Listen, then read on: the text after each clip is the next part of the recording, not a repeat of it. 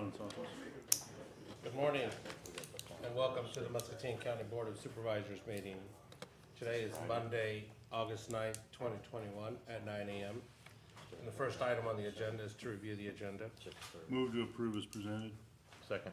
Motion by Jeff, seconded by Scott. Any discussion? Hearing none. All those in favor signify by aye. Aye. Opposed? 4-0. Okay, the next item is discussion and possible action to approve the claims dated August 9th, 2021 in the amount of $426,373.77. Move to approve. Motion by Jeff, Second. seconded by Scott. All those in favor? Aye. Opposed? 4-0. The next item is a public hearing on the request from Stephen and Deborah A. Patrick, record owners, to rezone approximately 9.94 acres in the Waspy Township, 1240 Elder Avenue in the northeast quarter of the section 14T78N-R4W from A1 Agricultural District zoning classification to R1 Residential District zoning classification. Morning. Just to clarify, it's Stephen or Deborah Perizic that own the property, so Did I say that different? I'm sorry. Yeah. that's fine. So hard to smoke memes. I'm sorry. Thank you. So on July 9th, the zoning commission held a public hearing to consider the recommendation to rezone this property from current A1 to R1 residential.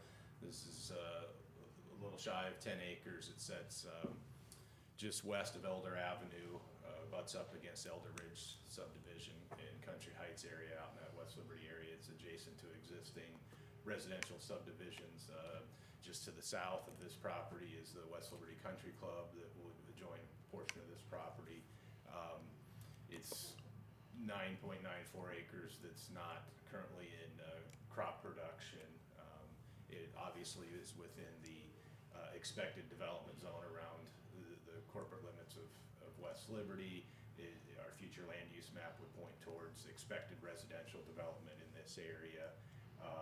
So it's not an economically viable agricultural unit at all. So I believe the comprehensive plan and the zoning commission found that the comprehensive plan would support rezoning this to residential, given its proximity, its use, its topography.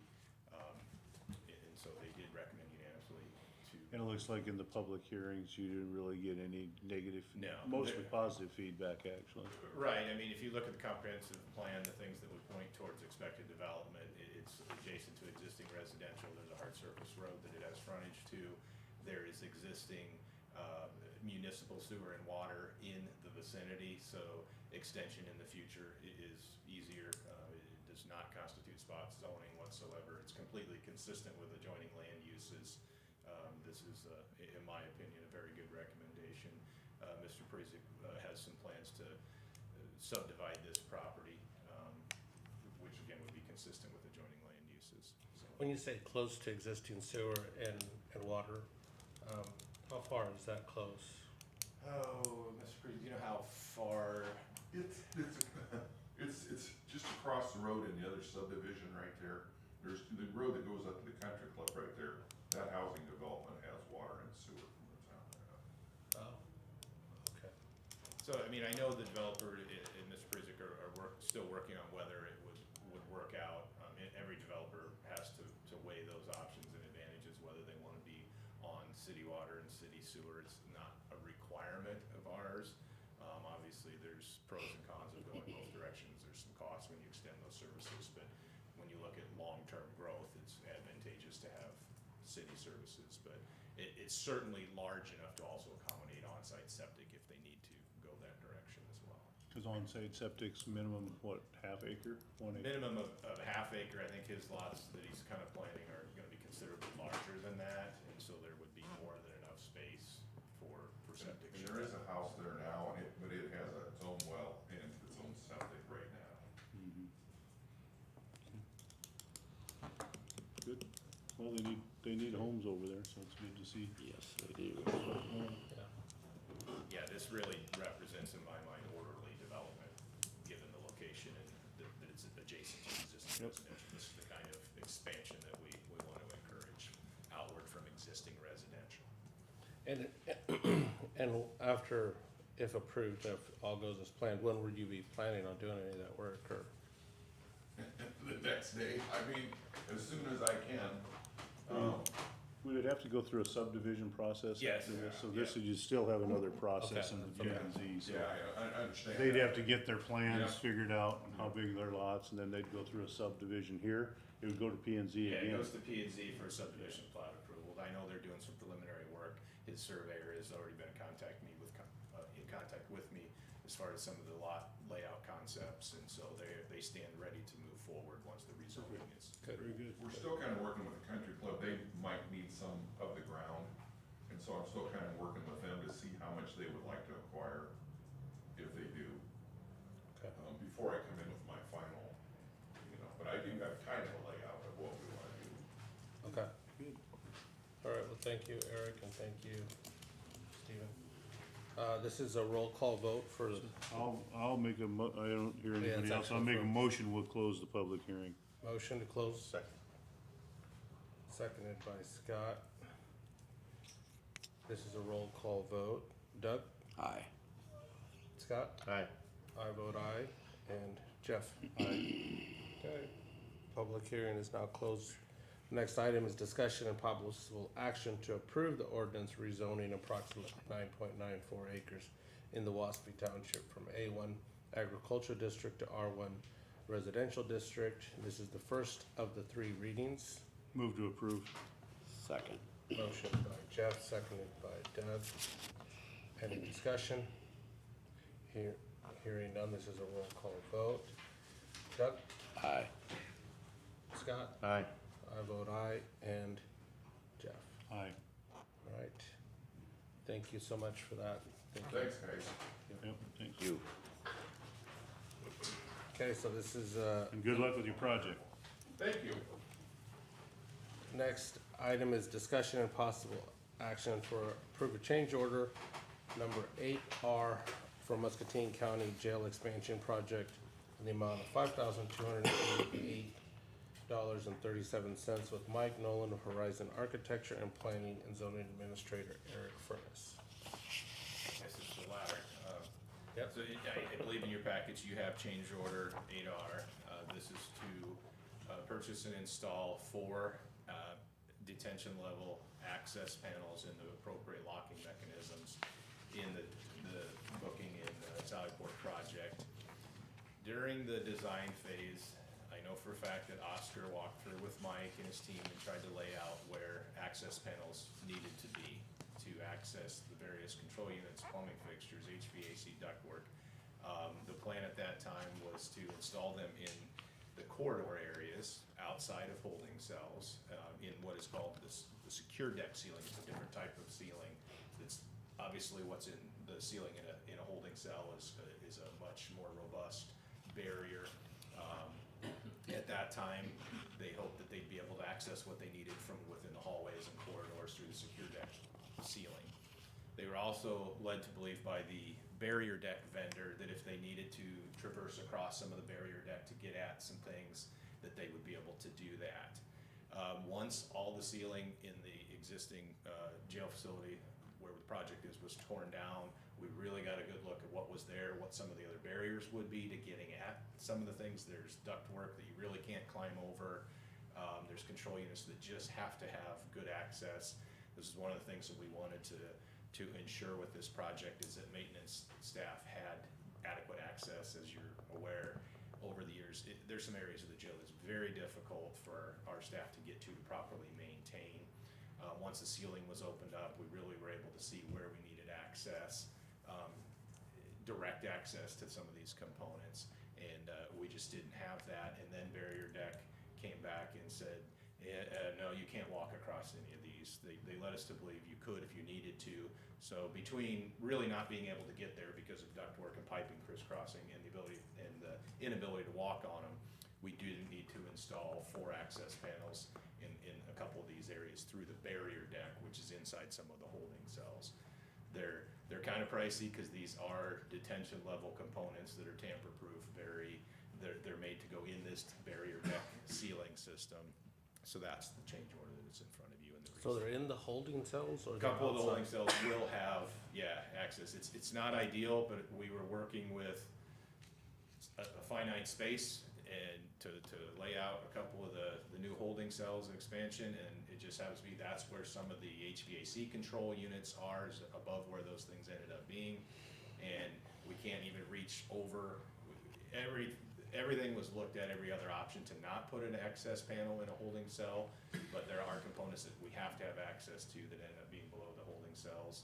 And so the barrier deck access panels are detention level And they're components. tamper-proof and Tamper-proof, protected. the locks have all been selected by the jail staff and the jail inspector approved, and Okay. they are approved for this application specifically. Okay. I'll move for approval. Good. Motion by Jeff, seconded by Scott. Any further discussion? Okay, hearing none, all those in favor signify by aye. Aye. Opposed? Okay. Thank you, Eric. Okay, the next one is a update regarding the firearms range and training facility with Sheriff Quinn Reese and Muscatine Police Department Lieutenant Tony Keys.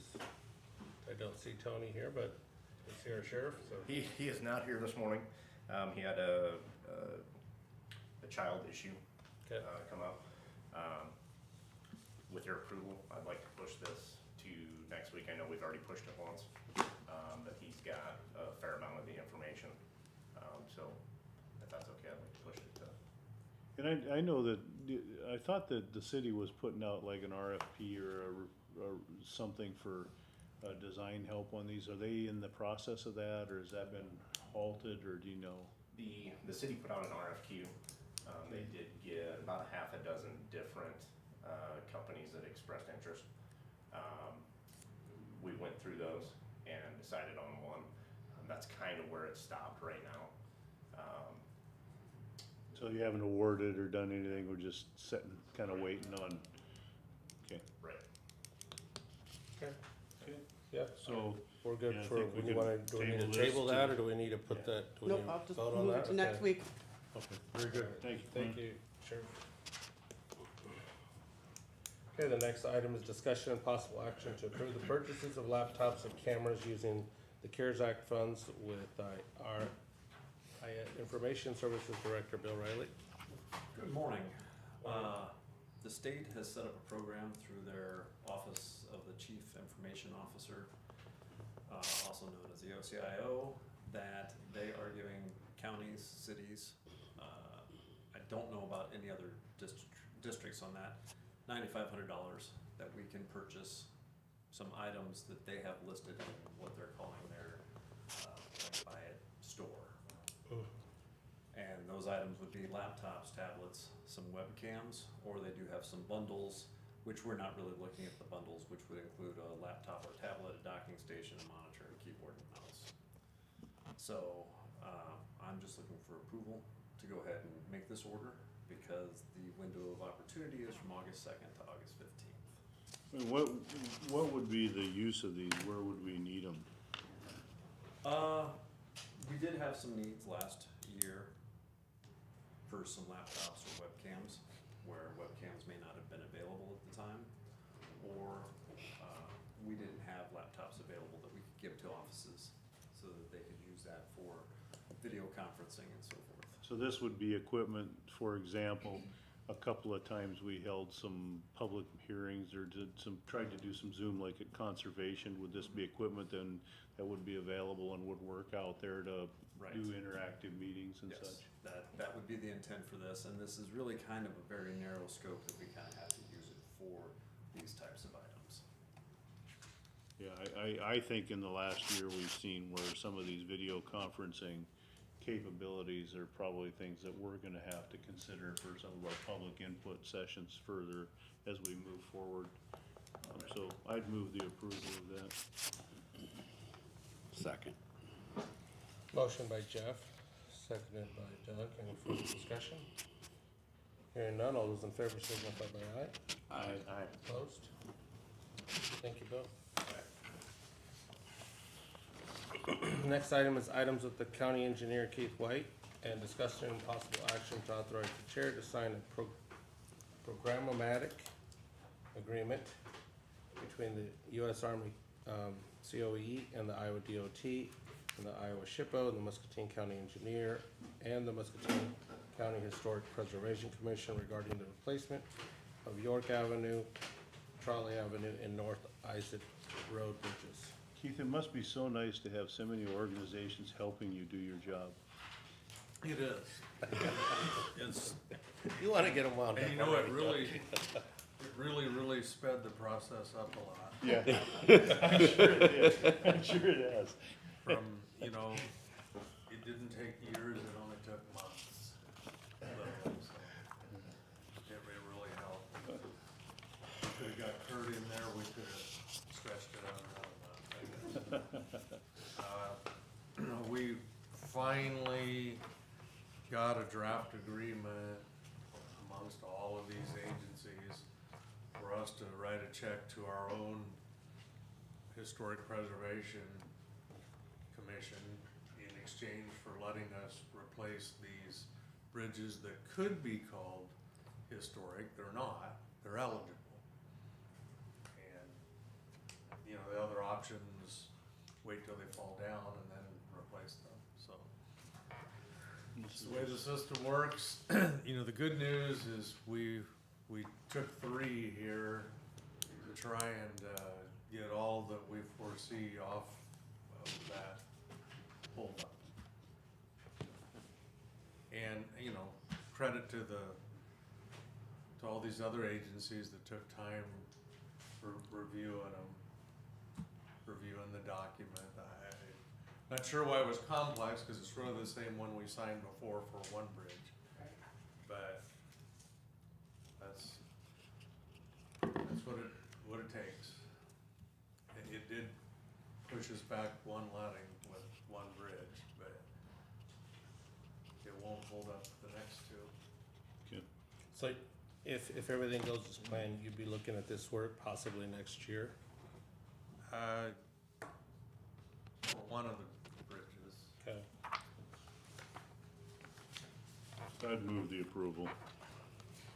Okay. Second. Motion by Jeff, seconded by Doesn't Doug. mean I'm tickled about it, it just means I'd move it too. I just have a question.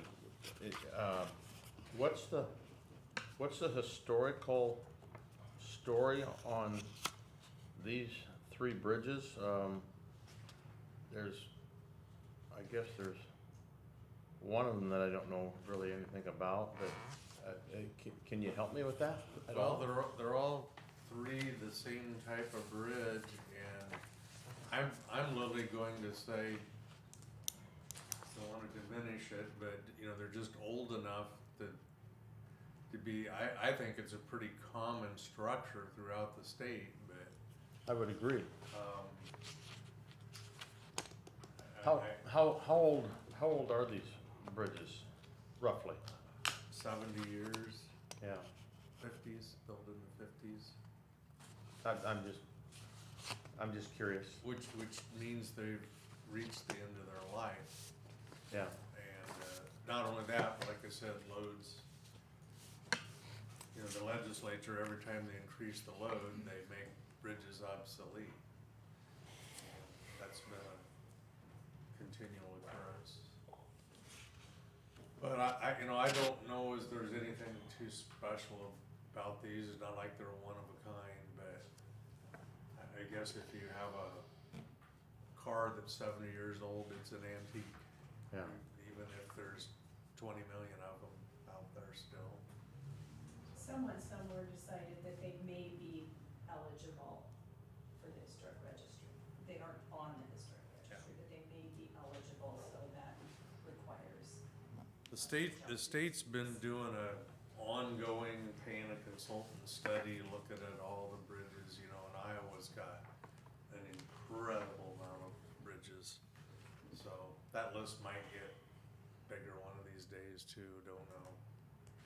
I don't see anything historic about any 3 of those bridges. They're just a common concrete bridge. Right, I would It's been agree. there I mean, I've been way under, past their life. I've been under all of them many times. And that's why I had to ask the question, because I don't see I thought maybe it was a surrounding area or something, but No, it's the it's- structure itself. It's the structure Okay. itself. I'll have to look closer. The one we had up on 120th, which is the one that we did before, was a concrete arch that was, you know, a little more Yeah. neat, I'd agree. but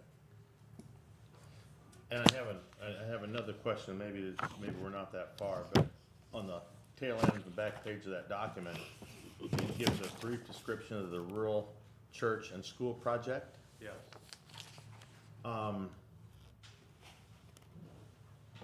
Approximately 200 schools and churches. Looking at doing signs for these at a cost of $90 to $150, depending on the length of name, for a total project cost of $20,000 roughly. In my mind, I'm sure that there's a number of pieces of property that are owned privately that the owner has no idea that there was a one-room schoolhouse there. So the question I have in doing this, and I don't have a problem with it, but the question I have is setting this signage. Is this signage gonna be set on private property, or is it gonna be in the right-of-way? I do not know. I mean, that's the Historic Right. Preservation Commission. Well, I've never had a clear answer on that, and if it's gonna be on private property, wouldn't you have to get permission to set these signs? Sure, Yes, sure. and they're aware of that, Okay, that, So- you know, there's still a process before they can begin this with where the signs are located. so where- you would want to have, in my mind, you would want to have signed permission before you ever built the signs, am I correct? Right, right. Okay, well, that's never been made clear to me, and I've talked to him several times on this, so I'm just trying to figure out how this is gonna work. And if those are in the right of way, then who maintains them? Would that be responsible But the they landowner? won't be in the right of way, am I correct on that? I'd say we don't know. I'd say there's a chance or maybe a real good chance they're in the right of way. And I would argue that the road department wouldn't be maintaining them. Yeah, cause you know, I don't think that's their expectation. No, I think it's, you know, the expectation is that it would be the Historic Preservation Commission with their donated funds. When this came up with having to pay to take the bridges down, we had, the money goes to our Historic Preservation Commission. When they knew that that was gonna happen, they said, hey, we'll use it to put, you know, they did the grant, they did the intensive study throughout the county to locate these. They said, let's use it for some signage. They're still working on, the specifics of it. Becky Furlong and Pam Collins are working on, you know, permissions and what that looks like, cause they realize not everybody may give them permission to put a sign on their property. Right. But, you know, so that's their next step, is get that done, see how many they need. They'll get their signs through Iowa Prison Industries, they're not putting signs yet anyway, Yeah. because of COVID. So this project is gonna take a while. Will they install the signs? Yes, they will. Cause that's no small task to Yeah. maintain. Tom Furlong volunteered to install the signs. But Okay. And they've talked to and Keith about the type of sign and the type of Sure. post that works and all that. So, you know, they're doing their homework as far as this goes, and it's a big project, and they know that, and it's not something that's gonna happen Well, it's- quickly. Yeah, and it's something that once you get it all installed and all, that's when the work really begins. Because now, we've gotta do something in regard to mowing or maintaining or, this situation. And you got up to 200 of them to do once every, maybe even if you only do it twice a month. Right? Keith probably has a number on top of his head, how much it costs him per sign to maintain on a lifestyle. You got hundreds of them too, right? Thousands. Thousands of them. But it's just a big And you job. spend pretty good money every year. Right. Yeah, so there's a rate that you'll spend on these signs. They'll get damaged, they'll have issues, you'll have to replace. Steal 'em. People will steal them, people will shoot them, people will throw things at them. All right, well, I just wanted to make sure I was understanding this. I do wanna add though about these signs, each sign will have a QR code that if someone's visiting that site, they can take a picture of that and it'll lead them to all the back information about that, Mm-hmm. that site, which is kind of interesting, so. Mm-hmm. And they still have to get a lot of that worked out, some of it done, but this isn't gonna happen overnight. Right, all right, very good, thank you.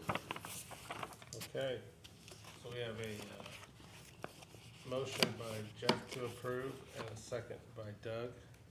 Any further discussion? Hearing none, all those in favor signify by aye. Aye.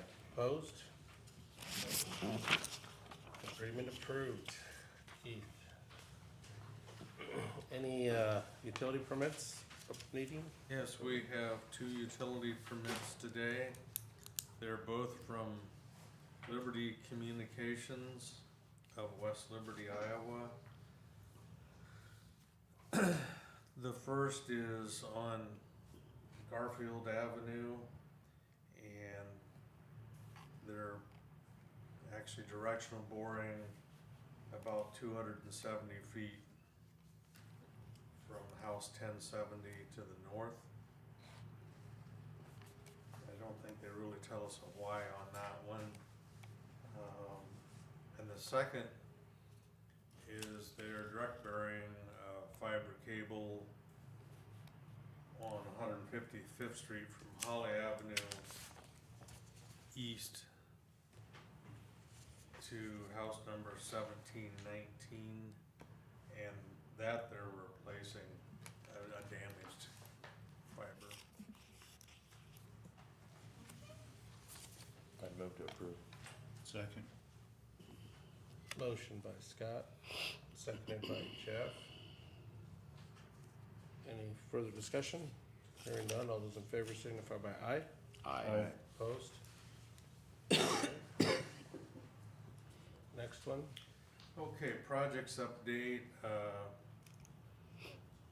just going to mention that we have 2 projects in the August 17th DOT letting. One is the Douglas Avenue Bridge, north of Nichols, that's one we had rejected previously. And the other,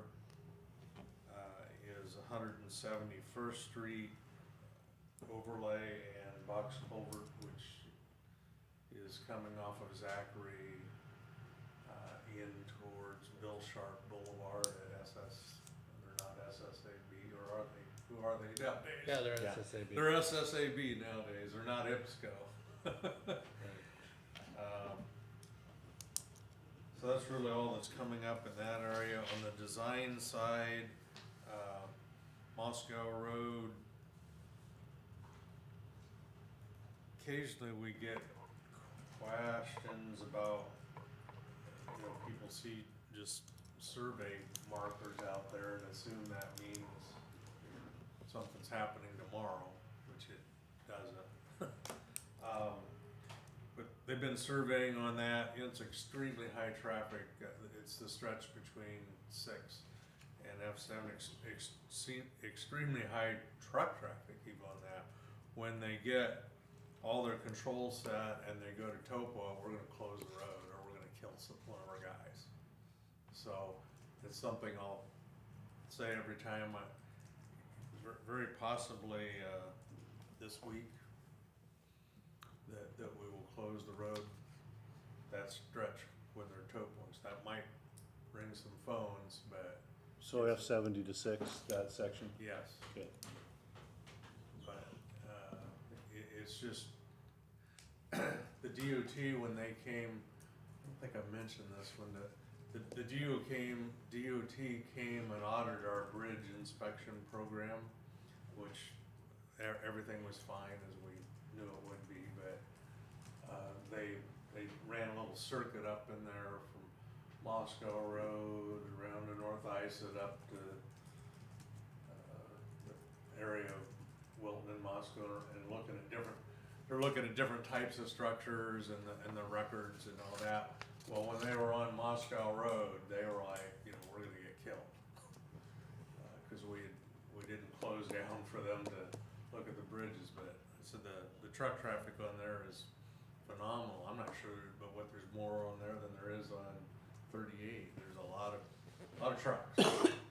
Well, you got a quarry and you got the direct path up to I-80 right there. Yeah. So There's It typically gets- a lot of grain moves down there to the river. a lot of grain trucks going on that road. So, I would agree. anyway, that's going on, right now.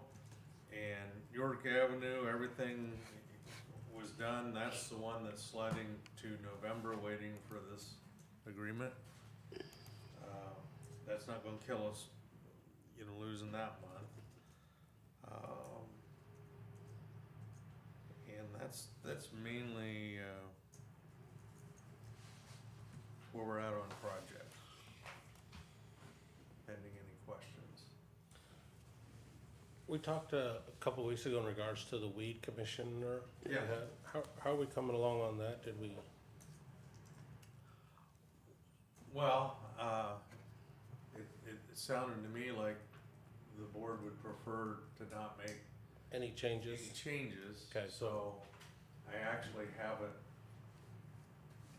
had a chance to visit with Nancy. I was gonna visit with her about how I wanted to move forward on replacing Bruce Bryant, who is retiring.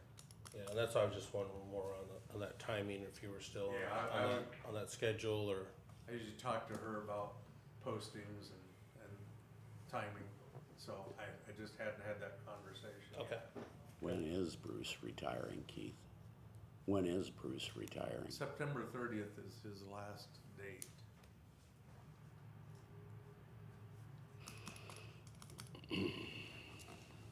The only other thing I had, I wanted to mention that a number of the counties, the county engineer they're talking about this one, COVID funding bill that's out there, and several of them are doing storm sewer related projects with that money.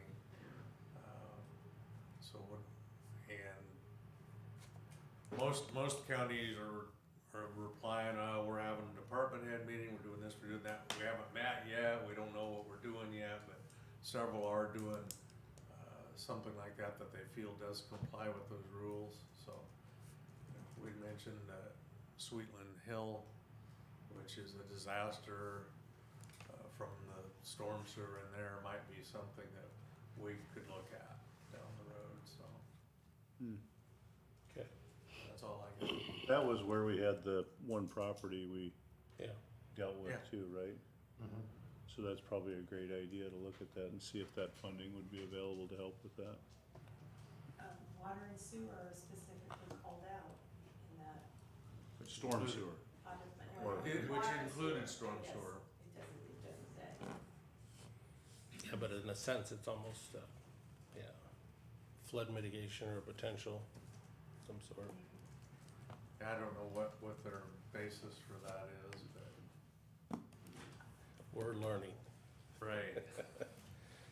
Okay, any other questions for Keith? All right, thank you, Keith. All right, moving on to the next item, number 9, discussion and possible action to approve the minutes of August 2nd, 2021's regular meeting. Also moved. Motion by Jeff. Seconded by Second. Doug. Any discussion? Hearing none, all those in favor signify by aye. Aye. Opposed? All right, 4-0. Correspondence, Doug? None. Okay. I Scott? had nothing to know. So I had a few just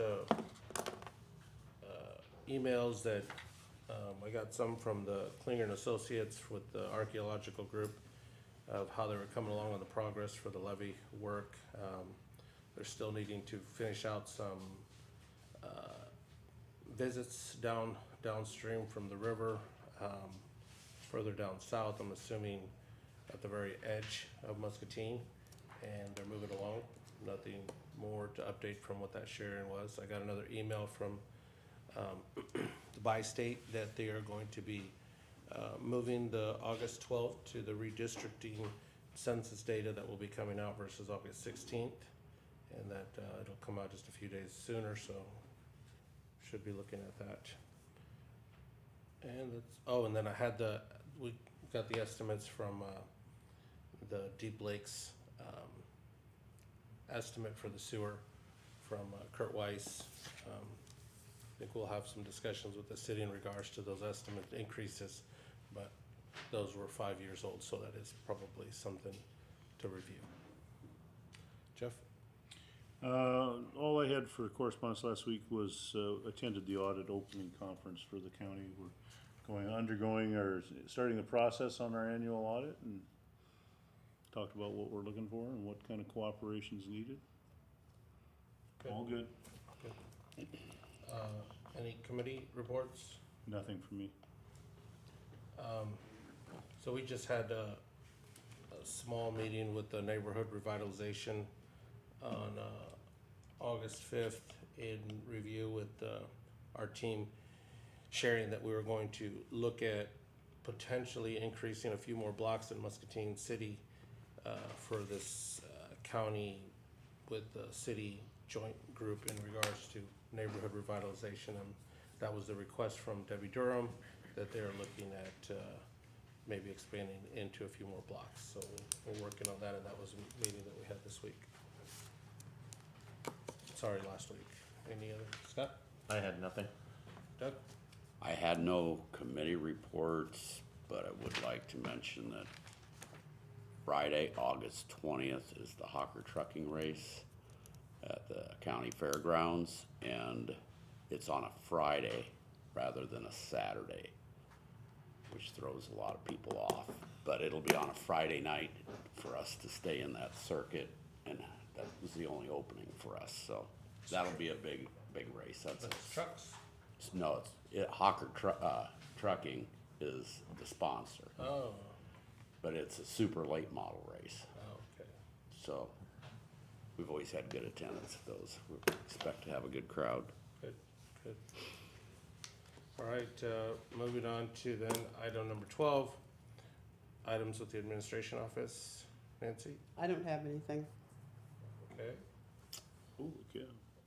All right, moving on to the next item, items and receive information from county employees. Any county employees? Okay. Moving on to number 14, receive comments from the public. Alrighty. Anything else for the good of the meeting from the board? Hearing nothing, it is 9:39 and meeting adjourned.